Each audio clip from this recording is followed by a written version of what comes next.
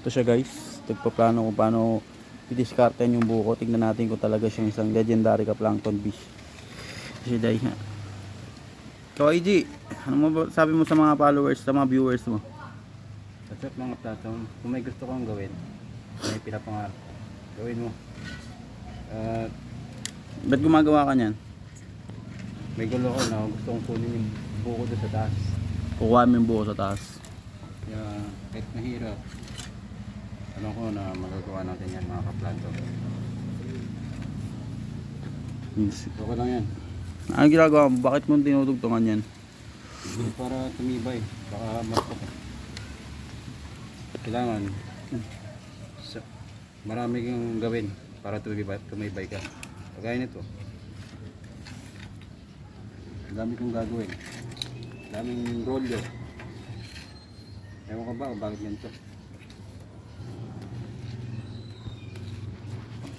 Wala akong makitang karit eh. Gawa siya ng diskarte niya guys. Tingnan natin kung paano niya masusolusyon kumuha ng buko. Pero may tiwala ko sa kaya ni Master Plankton B. What's up mga Plankton B?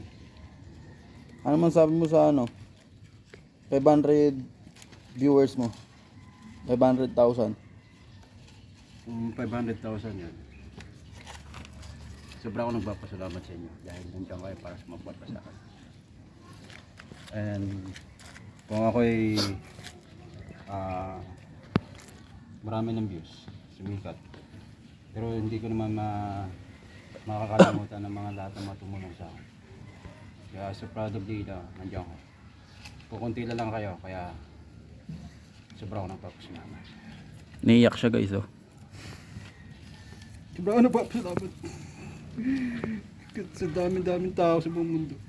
Anong may papayo mo sa kanilang parang isang kanta? Master ka Plankton B. Ano may aandog mo sa kanilang kanta? Bangers lahat, open it.